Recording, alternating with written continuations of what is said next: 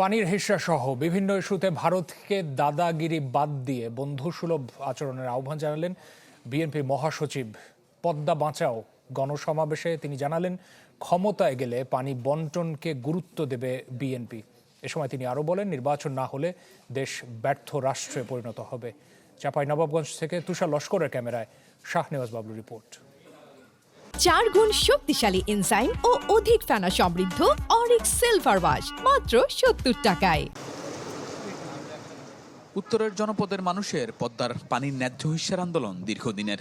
এবার সেই আন্দোলনে সামিল বিএনপি মহাসচিব। দিনের শুরুতে চাঁপাইনবাবগঞ্জের মহানন্দা নদীর উপর নির্মিত রাবার ড্যাম ঘুরে দেখেন মির্জা ফখরুল ইসলাম আলমগীর। পরে মির্জা ফখরুল সাংবাদিকদের বলেন, ক্ষমতায় গেলে পানি বন্টনকে গুরুত্ব দেবে বিএনপি। বিএনপি যদি জনগণের ভোটে দায়িত্বে আসতে পারে, নিঃসন্দেহে এগুলো টপ প্রায়োরিটি পাবে এবং এগুলোর পেছনেই আপনার বিশেষ করে আপনার গ্যাঞ্জেস প্রকল্প যেটা, ফারাক্কা ইস্যু যেটা আছে, অন্যদিকে তিস্তার ব্যাপারটা যেটা আছে, এগুলোতে আপনার সবচেয়ে বেশি গুরুত্ব দেওয়া হবে। দুপুরে নগরীর সরকারি কলেজ মাঠে পদ্মা বাঁচাও গণসমাবেশে বিএনপি নেতাকর্মী ছাড়াও যোগ দেন সব শ্রেণী পেশার মানুষ। এ সময় পুরো কর্মসূচি জুড়ে ছিল নির্বাচনী আবহ।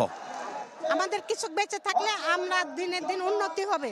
আমরা চাই ধানের শীষকে ভোট দেব, আমাদের সব উন্নতি হবে। আমরা গঙ্গা ব্যারেজ নির্মাণের দাবিতে আমরা এই আন্দোলনকে চূড়ান্ত পর্যায়ে নিয়ে যেতে চাই।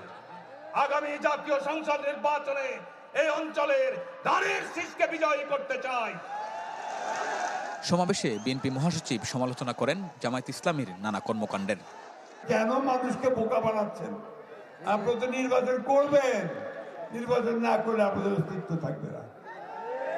আর নির্বাচন করলে আপনারা যেহেতু পরাজিত করবেন, সেই জন্য আপনারা নির্বাচন পেছাতে চান, তাই পেছাতে চান, বন্ধ করতে চান।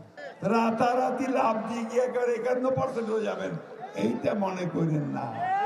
বাংলাদেশের মানুষ আপনাদেরকে সহজে ভোট দিবে না, কারণ আপনাদেরকে তারা বিশ্বাস করে না। নির্বাচন সঠিক সময় না হলে দেশ ব্যর্থ রাষ্ট্রে পরিণত হবে বলে মনে করেন মির্জা ফখরুল ইসলাম আলমগীর। সারা দেশের মানুষ এখন নির্বাচন চায়, এই জন্য চায় যে দেশকে যদি রক্ষা করতে হয়। আপনারা বিশ্বাস করবেন না, অর্থনীতির অবস্থা খারাপ হয়ে গেছে। কেন? নির্বাচিত সরকার নাই। বিদেশ থেকে বিনিয়োগ আসে না, টাকা আসে না। যারা প্রজেক্টে, ইন্ডাস্ট্রিতে, কলকারখানায় যারা টাকা নিয়োগ করবে, তার টাকা বাজাচ্ছে না। কি বলছে? আগে একটা নির্বাচিত সরকার চাই। পানির ন্যায্য হিস্যা আদায় না হওয়া পর্যন্ত আন্দোলন চলবে বলেও জানান বিএনপি মহাসচিব। যদিও এটা পানির ন্যায্য হিস্যার দাবি, তবে সবকিছু ছাপিয়ে সবার মুখে ছিল নির্বাচনের আওয়াজ। অংশ নেয়ারা বলছেন, এই জনপদের মানুষ বিগত সময়ে যেমন পানির ন্যায্য হিস্যা থেকে বঞ্চিত ছিল, তেমনি বঞ্চিত ছিল ভোটের অধিকার থেকে। প্রত্যাশা করছেন আগামীতে যে সরকারে আসবে, সেই সরকারি ভূমিকা রাখবে, এই অঞ্চলের মানুষের দুঃখ দুর্দশা লাঘবে। শাহনেওয়াজ বাবলু, চ্যানেল 24, চাঁপাইনবাবগঞ্জ।